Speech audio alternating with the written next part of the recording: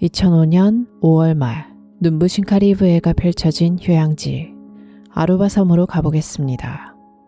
낮에는 에메랄드빛 바다가 일렁이는 완벽한 낙원이지만 밤이 되면 이곳의 공기는 완전히 달라지죠. 거리 곳곳에서 끈적한 열대 야자수 냄새가 훅 끼쳐오고요.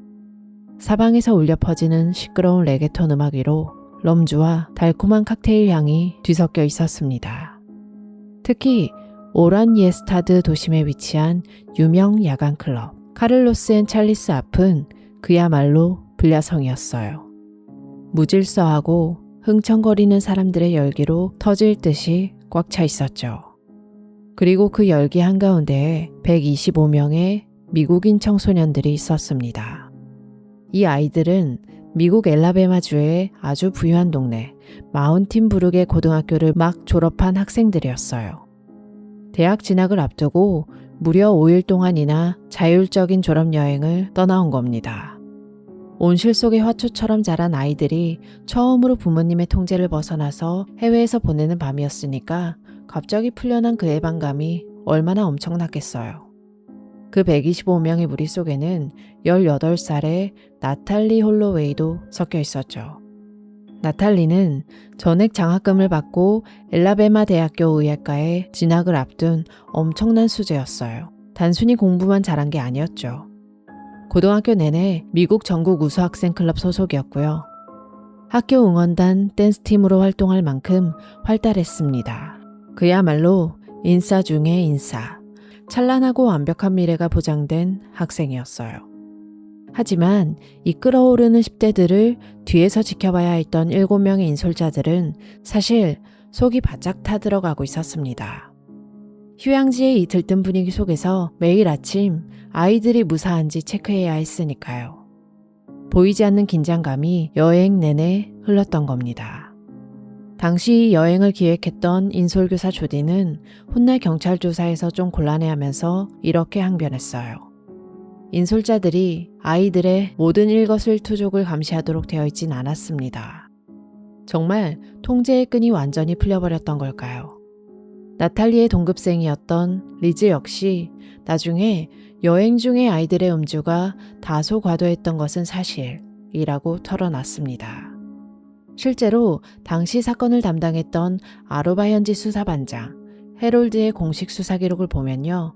나탈리는 여행 내내 꽤 심각한 만취 상태를 이어갔다고 합니다. 매일 아침 눈을 뜨자마자 칵테일로 하루를 시작할 정도였고 술병이 나서 아침 조식을 2차례나 거르기도 했죠. 그리고 마침내 운명의 날 5월 30일 새벽 1시 30분이 밝아옵니다. 클럽 카를로스 앤 찰리스의 문을 나선 나탈리가 일행과 떨어져서 누군가의 차에 올라타는 모습이 목격이 됐어요. 어지러운 조명 아래에 그녀가 탑승한 은색 승용차 안에는 3명의 남자가 타고 있었어요. 아루바 국제학교에 다니고 있던 17살의 네덜란드인 우등생 요란 반더슬로트, 그리고 차주인 21세의 디파 칼포에와 18살의 사티시 칼포의 형제였죠. 이 형제들은 수리남 출신이었는데요. 우리에게는 마약이나 범죄 같은 서늘한 이미지로 꽤 익숙한 국가 이름이기도 합니다. 그렇게 은색 승용차는 나탈리를 태우고 서서히 어둠 속으로 사라졌어요.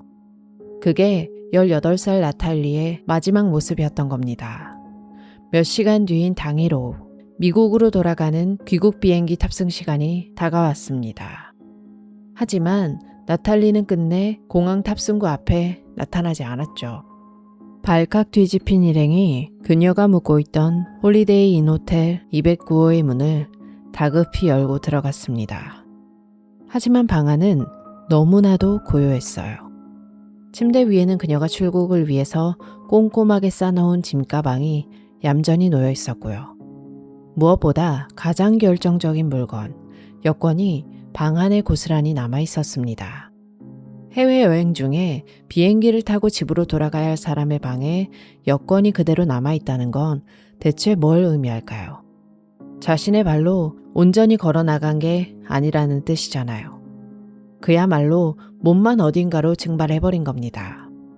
미국 엘라베마에 있던 어머니 베스에게 청천벽력 같은 전화가 걸려온 건 바로 그쯤이었어요. 빈 방에 주인을 잃은 캐리어와 여권만 덩그러니 남아있다는 전화. 어머니는 전화를 끊자마자 가장 빠른 비행기를 이용해서 아루바 섬으로 날아갔습니다. 슬퍼할 겨를조차 없었죠. 그녀의 짐가방 안에는 딸을 찾겠다는 무서운 집념만이 가득 차 있었거든요. 아루바에 도착한 어머니 베스는 망설임 없이 말 그대로 섬 전체를 뒤집어 놓기 시작했어요. 비행기가 착륙한 지 불과 4시간 만이었습니다. 나탈리가 머물던 호텔의 야간 매니저가 조심스럽게 다가와서 결정적인 제보를 했어요. 호텔 CCTV에서 딸과 함께 사라진 남자의 얼굴을 확인했다면서 그의 이름과 주소를 건네준 겁니다. 그 이름은 앞에서 말씀드렸던 바로 17살의 네덜란드 유학생 요란 반더 슬로트. 어머니는 곧바로 아루바 경찰들을 대동해서 요란의 집으로 들이닥쳤어요. 당시 집안에는 요란과 칼포의 형제 중 형인 디팍이 함께 있었는데요. 처음에 요란은 뻔뻔하게도 나탈리의 이름조차 모른다면서 발뺌했어요. 하지만 어머니와 경찰의 끈질긴 추궁이 이어지자 곧바로 첫 번째 알리바이를 대기 시작했습니다. 나탈리가 상어를 보고 싶다고 해서 아라시 해변의 등대로 운전해서 갔습니다. 여러분, 그들이 갔다는 캘리포니아 등대 주변은요, 낮에는 탁 트인 해안선이 보이는 참 아름다운 관광지예요. 하지만 밤이 되면 분위기가 180도 달라지는 곳이죠. 가로등 하나 없는 칠흑 같은 어둠 속에 거친 파도가 석회암 절벽에 무섭게 몰아치는 소리만 울려 퍼지는 아주 황량한 곳이거든요. 새벽 1시에 만취한 18살 소녀가 상어를 보겠다면서 그런 어두움 속으로 가고 싶어 했다는 게 이해가 안 되잖아요. 요란은 이어지는 진술에서 새벽 2시쯤에 그녀를 호텔 앞에 내려줬다고 주장을 했습니다. 차에서 내리다가 넘어진 나탈리가 자신의 부축을 거절했고 그때 경비원 유니폼 같은 검은 셔츠를 입은 흑인 남자가 그녀에게 다가갔다는 거였죠. 이 교묘한 진술 때문에 6월 5일 근처 호텔에 전직 경비원 2명이 억울하게 체포되었다가 며칠 만에 풀려나는 소동이 벌어지기도 했어요. 하지만 경찰도 바보는 아니었죠. 요란의 말이 거짓말이라는 걸 눈치채고 결국 6월 9일 요란과 칼포의 형제를 납치 및 살인 의심 혐의로 전격 체포합니다. 이때부터 섬 전체가 그야말로 전시 상황처럼 돌아갔어요. 아루바 정부는 수천 명의 공무원들에게 아예 휴가를 줘가면서 수색 현장에 투입을 시켰고요. 네덜란드 해병대 50명이 상륙해서 거친 해안선을 샅샅이 뒤지기 시작했습니다. 아루바 현지의 은행들은 자원봉사자들을 돕겠다면서 2만 달러를 모금하기도 했죠. 심지어 네덜란드 공군 소속 F-16 전투기 세대가 떴습니다. 적외선 센서로 섬 전역의 미세한 지표면 변화를 촬영하면서 혹시 모를 매장 흔적을 찾았던 거예요. 그리고 미국 본토의 관심도 엄청났습니다. 당시 미국 국무부 장관이었던 콘돌리자 라이스까지 직접 나서서 미국은 아루바 당국과 지속적으로 연락하고 있다라고 압박을 할 정도였어요. 가족이 내건 현상금은 무려 100만 달러, 우리 돈으로 10억 원이 훌쩍 넘는 금액까지 치솟았죠.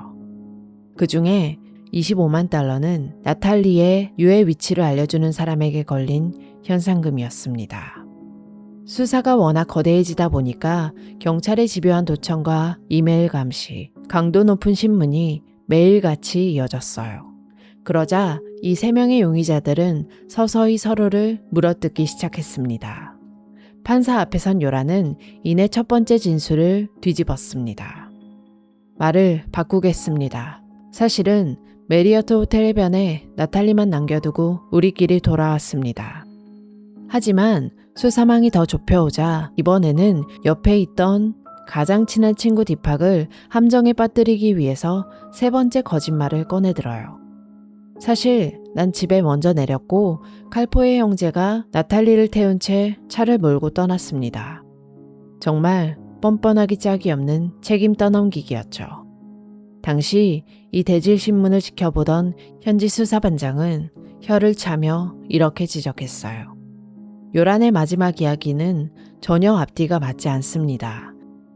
설상가상으로 수사 과정에서 정말 황당한 상황들이 계속 꼬리를 물었던 거예요. 6월 11일에는 아루바 법무부 대변인이 나탈리가 사망했고 시신 위치를 알아냈다라고 언론에 공식 발표를 해버렸어요. 그 공식 발표에 온 세계 뉴스가 발칵 뒤집혔는데 불과 몇 시간 뒤에 누군가의 역정보에 당했다라며 허둥지둥 발표를 철회하는 대형 사고를 치기도 했습니다. 게다가 6월 22일에는 요란의 아버지인 파울루스까지 수사선상에 올라서 전격 체포가 돼요. 파울루스는 당시 아루바에서 판사가 되기 위해 준비 중이던 유력 법조인이었거든요. 하지만 그 역시 며칠 뒤에 증거불충분으로 풀려나 버렸죠. 가장 큰 문제는 이들의 새빨간 거짓말을 완벽하게 무너뜨릴 물리적인 증거가 단 하나도 나오지 않았다는 거예요. 당시 한 정원사의 결정적인 제보가 있었는데 사건 당일 새벽에 요란 일행이 얼굴을 푹 숙이고 가린 채 차를 몰고 가는 걸 봤다는 거예요. 경찰은 곧바로 그 근처 라켓클럽의 연못을 통째로 배수하고 며칠 동안 진흙바닥까지 다 긁어봤습니다. 또 조깅을 하던 어떤 사람이 매립지 쪽에서 수상한 움직임을 봤다고 해서 시체 탐지견을 동원해서 넓은 쓰레기 매립지를 3차례나 이잡듯이 파헤쳤죠. 그러던 중에 드디어 꼬리를 잡나 싶은 순간이 찾아왔습니다. 은색 덕트 테이프 조각이 발견이 됐는데 거기에 금발 머리카락이 여러 가닥 붙어 있었거든요. 경찰은 이걸 네덜란드 연구소에 보냈다가 다시 미국 버지니아에 있는 FBI 퀀티코 연구소로 급파를 해서 2번이나 정밀 검사를 돌렸습니다. 하지만 결과는 참담했어요. 연구소에서 날아온 판정 결과, 그 머리카락은 나탈리의 것이 아니었던 겁니다. 연못과 매립지, 그 어디에서도 나탈리의 흔적은 단 한 조각도 나오지 않았어요. 진실을 향한 수사는 완전히 거대한 벽에 부딪히고 말았죠. 결국 9월 3일 아루바 법원은 결정적인 물증이 없다는 이유로 이 3명의 용의자들을 모두 법적으로 아무 제약도 없는 자유의 몸으로 풀어주고 말아요. 수사가 완전히 미궁에 빠져버린 그 자리에 이번에는 진실 대신 탐욕스러운 카메라와 마이크들이 들이닥치기 시작했습니다. 미국의 24시간 뉴스 채널들이 앞다퉈서 아루바 섬으로 몰려들었거든요. 특히 폭스뉴스의 그레타나 HLN의 낸시 그레이스 같은 유명 진행자들은 매일 밤 자극적인 추측성 방송을 쏟아냈습니다. 이들은 평화롭던 아루바 섬을 아예 범죄를 은폐하는 타락한 천국으로 묘사했어요. 당시 미국 언론의 보도량은 정말 비정상적일 정도였습니다. 오죽하면 CNN의 앵커가 자사 뉴스들을 향해서 이건 완전히 우스꽝스러운 짓이라고 일침을 가했고요. 백인 여성의 실종 사건에만 과도하게 집착하면서 시청률 장사를 한다는 이른바 실종된 백인 여성 증후군 논란이 미국 내에서 거세게 일어날 정도였죠. 딸을 잃은 절망감에 아루바 당국을 불신하게 된 어머니 베스는 미국 방송에 출연해서 억울한 분노를 터뜨렸습니다. 2명의 범죄자가 내 딸에게 폭력을 행사하고도 어제 유유히 풀려났습니다. 이 분노에 찬 한마디에 미국 사회는 무섭게 들끓었어요. 나탈리의 고향인 엘라베마주의 주지사가 직접 나서서 아루바 관광 보이콧을 선언해버린 거죠. 이에 동조해서 조지아주와 아칸소주의 주지사들, 심지어 필라델피아 시의회까지 이 보이콧에 동참하라고 목소리를 높였습니다. 그러자 관광업이 생명줄이나 다름없는 아루바 측도 가만히 있진 않았어요. 아루바의 오드베르 총리는 우리는 테러리스트가 아니다. 이건 터무니없고 무책임한 처사라면서 강하게 반발했고요. 열대섬의 뜨거운 밤 공기를 가르며 수백 명의 아루바 주민들이 오란 예스타드 법정 앞으로 몰려와서 격렬한 시위를 벌였습니다. 성난 군중들은 피켓을 들고 거세게 항의했죠. 미국의 억지스러운 압박 때문에 무고한 자국민들이 마녀 사냥을 당하고 있다면서 우리의 네덜란드법을 존중해라, 아니면 집으로 돌아가라 라고 외쳤습니다. 결국 실종 사건이 미국과 아루바 양국 간의 거대한 외교적 감정 싸움으로 번지면서 당시 수사가 얼마나 꽉 막힌 답답한 교착 상태였는지 짐작이 가실 겁니다. 이 혼란한 틈을 타서 언론의 탐욕은 결국 선을 넘고 말았어요. 2005년 9월 미국의 유명 예능형 교양 프로그램인 닥터필 쇼에서 몰래카메라 영상 하나를 공개했거든요. 제이미 스키터스라는 사설탐정이 용의자 중 한 명인 디팍 칼포이를 불법 녹음한 테이프였어요. 방송만 보면 세 남자가 나탈리와 성관계를 했다고 인정하는 것처럼 보였습니다. 이 영상 때문에 미국 전역이 다시 한번 발칵 뒤집혔죠. 하지만 아루바 경찰이 원본 테이프를 확보해서 대조해본 결과 이건 명백한 조작이었습니다. 원래 영상에서 디팍은 분명히 고개를 저으면서 아니 그녀는 그러지 않았어 라고 부인을 했는데 방송국 입맛대로 교묘하게 왜곡 편집을 해버린 거였어요. 그들에게는 한 소녀의 억울한 죽음과 진실보다는 당장의 자극적인 시청률이 훨씬 더 중요했던 걸까요? 결국 이 사건은 진실규명은커녕 양측이 서로를 고소하는 지저분한 명예훼손 소송전으로 번지고 맙니다. 사태를 지켜보던 아르바 측의 변호사 로널드는 이 답답한 현실을 이렇게 꼬집었어요. 지옥이 두 쪽이 나도 저 아이들의 화장실에서 시신이 통째로 나오지 않는 한 법적으로 그들을 다시 체포할 방법은 없습니다. 그렇게 시간은 흘러서 3년 뒤인 2008년이 됐어요. 이번에는 네덜란드의 유명 범죄 전문 기자 피터가 나섰죠. 그는 패트릭 반더 에엠이라는 전과자 출신의 사업가를 신분을 숨긴 정보원으로 몰래 붙여서 요란에게 접근시켰습니다. 비밀 마이크와 몰래카메라가 설치된 차량 내부, 거칠고 어두운 화면 속에서 요란은 대마초 연기를 길게 뿜어내고 있었습니다. 카메라는 그의 냉혈한 같은 표정을 아주 정확하게 담아내고 있었죠. 그리고 요란은 마치 어젯밤 게임에서 이긴 무용담을 늘어놓듯이 천연덕스럽게 웃으면서 믿기 힘든 자백을 털어놨습니다. 해변에 나탈리와 단둘이 있었는데 그녀가 갑자기 심하게 발작을 일으키더니 숨이 멎었다는 거예요. 아무리 깨워도 일어나지 않자 다울이라는 친구를 불러서 시신을 바다 한가운데로 던져버렸다라고 아주 태연하게 말을 했습니다. 이 충격적인 몰래카메라 영상이 방송을 타자 네덜란드와 미국 전역이 경악했어요. 아루바 검찰은 이 영상을 근거로 곧바로 요란에 대한 체포영장을 청구했죠. 하지만 판사는 이번에도 영장을 기각합니다. 녹음 내용이 기존 증거들과 맞지 않고 지목된 다울이라는 친구도 당시 네덜란드 로테르담 학교에 있었다는 알리바이가 확인됐거든요. 무엇보다 여전히 시신이 없다는 법적 한계가 컸습니다. 법망을 또다시 빠져나온 요란은 보란듯이 말을 바꿨어요. 자기는 대마초에 잔뜩 취해 있었고 그저 상대방이 듣고 싶어하는 허풍을 떤 것뿐이라고 자백을 싹 뒤집어 버린 거예요.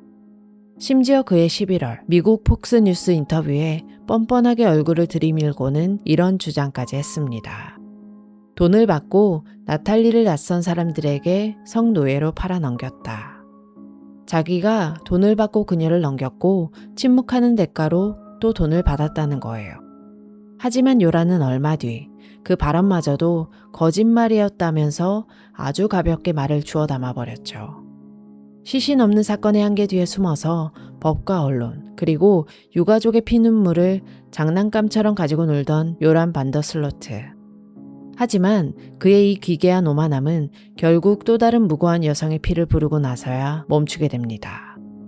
소름 돋게도 정확히 나탈리가 사라진 지 5년이 되던 바로 그날이었어요. 하지만 페루에서 벌어진 이 끔찍한 비극을 온전히 이해하려면요. 2달 전인 2010년 3월로 살짝 거슬러 올라가야 합니다. 당시 요란은 유가족을 상대로 상상하기조차 힘든 악마짓을 꾸몄거든요. 나탈리의 어머니 베스 측 변호사인 존에게 먼저 연락을 해온 거예요. 그러고는 총 25만 달러를 주면 나탈리의 시신이 어디 있는지 알려주겠다 라면서 대놓고 돈을 요구했어요. 가족의 신고를 받은 FBI가 즉각 함정 수사에 돌입했죠. 아루바 현지에서 잠입 수사관들이 지켜보는 가운데 요란에게 성금으로 현찰 1만 달러가 건네졌습니다.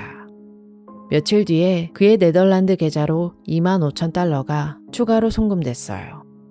하지만 돈을 챙긴 요란이 알려준 시신 유기 장소는 완전히 새빨간 거짓말이었어요. 그가 시신을 묻었다고 지목한 집은요, 나탈리가 실종된 당시엔 아예 지어지지도 않았던 건물이었어요. 결국 요란은 가족의 가슴에 2번 못을 박는 치졸한 사기극을 벌인 뒤 그 돈을 챙겨서 페루로 도주를 해버린 거죠. 그리고 2010년 5월 30일 페루 리마의 서늘하고 어두운 가을 날씨 속에서 기어이 2번째 살인 사건이 터지고 맙니다. 요란의 이름으로 예약된 한 호텔방, 그곳의 침대와 바닥에는 핏자국이 끔찍하게 흩뿌려져 있었어요. 리마의 카지노에서 만났던 21살의 스테파니 플로레스가 무참히 폭행당해서 숨진 채 발견된 거예요. 사건 직후에 칠레로 도주를 하다가 체포된 요란은요, 페루 경찰 조사에서 정말 어처구니 없는 범행 동기를 털어놨습니다. 자기 호텔방에서 스테파니가 허락도 없이 노트북을 열어서 나탈리 홀로웨이 관련 기사를 검색하는 걸 봤다는 거예요. 그 순간 자신의 과거 비밀을 들켰다는 생각에 폭발해버린 분노를 참지 못하고 그녀를 무자비하게 살해했다는 거였죠. 결국 요란은 페루 법정에서 살인죄로 28년형을 선고받고 남미의 그 거칠고 끔찍한 교도소로 수감되고 말았죠. 그로부터 아주 긴 세월이 흐른 2023년 6월, 드디어 요란 반더 슬로트가 미국 엘라베마 연방법원으로 끌려오게 된 겁니다. 나탈리의 실종 사건 자체는 아루바 관할이라서 미국에서 살인죄로 기소할 수는 없었거든요. 하지만 과거 어머니의 돈을 뜯어냈던 그 사기 혐의를 적용해서 마침내 그를 미국 법정에 세우는 데 성공한 거죠. 2023년 10월 18일 엘라베마 법정안, 18년이라는 세월이 흐르면서 과거 언론을 조롱하면서 웃음 짓던 소년 같던 얼굴은 온데간데 없었죠. 머리는 껴지고 몸집은 비대해진 모습의 요란이 피고인석에 웅크린 채 앉아 있었습니다. 그리고 그의 맞은편에는 어머니 베스 홀로웨이가 있었어요. 딸을 잃고 무려 18년 동안 하루도 쉬지 않고 굳건하게 그 자리를 지켜온 어머니는 아주 차갑고 단호한 시선으로 악마의 눈을 매섭게 쏘아보고 있었죠. 법정 안은 숨소리조차 들리지 않을 만큼 서늘한 침묵이 감돌았습니다. 그 팽팽한 침묵 속에서 형량을 조정받기 위해 요란이 직접 작성한 연방법원 제출용 자백 서신이 마침내 공개됐어요. 그건 무려 18년 만에 세상에 드러난 나탈리의 진짜 마지막 순간이었습니다. 자백서에 따르면 해변에서 나탈리가 그의 성적 접근을 아주 강하게 거부했다고 합니다. 자신의 뜻대로 되지 않자 그 거절당한 수치심과 분노를 이기지 못한 요란은 그녀의 얼굴을 무자비하게 발로 걷어찼죠. 그리고 쓰러진 그녀의 머리를 주변에 굴러다니던 무거운 시멘트 블록으로 내리쳐서 살해했다는 거예요. 그 이후 축 늘어진 시신을 끌고 가서 카리브해 바다 깊숙한 곳으로 밀어 넣었다고 마침내 모든 범행을 자신의 입으로 자백했습니다. 이 잔혹하고 비열한 자백을 들은 연방법원 판사는 사기죄에 적용할 수 있는 최고 형량인 20년형을 선고하면서 피고인석을 향해 이렇게 일갈했습니다. 당신은 무고한 여성을 잔혹하게 약탈하고 그 가족을 수년간 기만한 치료 불가능한 포식자입니다. 성범죄에 저항하던 소녀를 시멘트 블록으로 살해했다는 악마의 자백이 나오기까지 무려 18년이라는 가혹한 세월이 걸렸어요. 미국 법정은 그가 지은 사기죄에 대해 허용하는 최고형을 내렸지만 딸의 유해를 끝내 바다에서 건져 올리지 못한 어머니의 싸움은 이 법정문이 닫힌 후에도 결코 멈추지 않았습니다.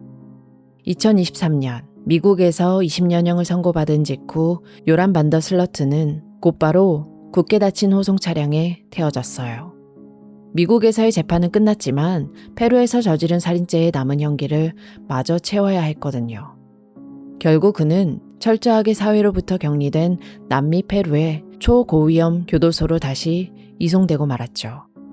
근데 여러분, 악마의 본성은 감옥에 갇힌다고 해서 쉽게 사라지는 게 아니었습니다. 페루 교도소에 수감되어 있던 지난 2021년, 요란은 그 안에서조차 끔찍한 범죄를 또 저질렀어요. 사탕무 속에 코카인을 숨겨서 외부로 유통하는 대규모 마약 밀매 조직을 교도소 안에서 직접 운영하다가 적발된 겁니다. 결국 이 사건으로 무려 18년의 형기가 추가로 늘어나게 됐죠. 자신의 죄를 뉘우치기는커녕 끝없는 탐욕을 부리던 그는 결국 가장 악명 높은 찰라팔카 초고위험 교도소로 이감이 됩니다. 해발 4,600m의 고지대에 있어서 뼛속까지 시린 추위와 완벽한 고립을 견뎌야 하는 지옥 같은 곳이죠. 카리브해의 눈부신 햇살 아래서 쾌락을 쫓고 언론을 조롱하던 그 오만한 청년은 이제 세상에 없습니다. 버티다 못한 요란은 결국 서서히 미쳐가면서 무너져 내렸어요. 가장 최근인 2025년 12월 12일, 교도관들이 수색을 벌이던 중에 요란이 자신의 좁은 깜빵 안에서 극단적인 선택을 시도한 겁니다. 다행인지 불행인지 심각한 부상을 입은 채 극적으로 목숨은 건졌지만 참으로 비참하고 끔찍한 몰락이 아닐 수가 없죠. 사건 이후에 기나긴 세월이 흐르면서 사실 나탈리의 가족들에게는 아주 가혹하고 잔인한 절차가 하나 남아 있었습니다. 나탈리가 영원히 집으로 돌아올 수 없다는 거, 가족들 스스로 서류상으로 인정을 해야만 했거든요. 자식의 사망 선고서에 직접 사인해야 하는 부모의 마음은 과연 어땠을까요? 결국 2012년 1월 아버지 데이브는 아루바의 수사 기록들을 바탕으로 법원에 딸의 법적 사망 선고를 눈물로 요청해야만 했죠. 그렇게 하얀 가운을 입은 의사를 꿈꾸던 18살의 눈부시던 소녀는 공식적으로 세상을 떠난 사람이 됐습니다. 하지만 어머니 베스는 깊은 절망 속에만 잠겨있지 않았어요. 내 딸이 겪은 이 끔찍한 비극이 다른 누군가의 가족에게 또다시 반복되게 내버려 둘 순 없다고 다짐한 겁니다. 어머니는 슬픔을 딛고 일어나서 국제안전여행재단이라는 단체를 직접 설립했어요. 해외여행을 떠나는 청년들이 안전하게 집으로 돌아올 수 있도록 교육하고 돕는 일에 발벗고 나선 거죠. 2010년에는 워싱턴 DC에 있는 국립범죄 및 형벌박물관 안에 나탈리 홀로웨이 리소스 센터의 문을 열기도 했고요. 실종자 가족들이 겪는 그 지옥 같은 막막함과 피눈물을 누구보다 잘 알기 때문에 그들을 돕는 일에 자신의 남은 인생을 온전히 바치고 있는 겁니다. 그리고 마침내 2026년 3월의 일이에요. 많은 사람들이 이제 요란이 감옥에서 비참하게 죗값을 치르고 있으니까 사건이 모두 끝났다고 생각했을 때였죠. 하지만 백발이 성성해진 어머니는 멈추지 않고 또 다른 서류를 들고 법원 앞으로 나섰습니다.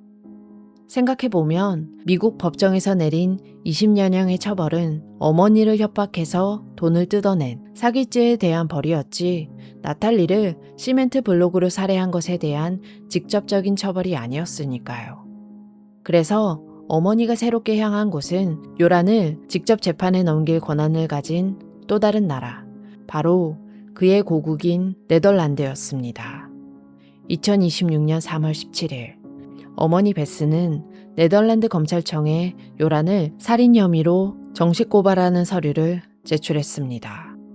자신의 입으로 살인을 뻔뻔하게 자백한 범죄자를 정식으로 유럽 법정에 세워서 확실하게 살인죄의 죗값을 치르게 하려고 또 한 번의 거대한 투쟁을 시작한 거예요.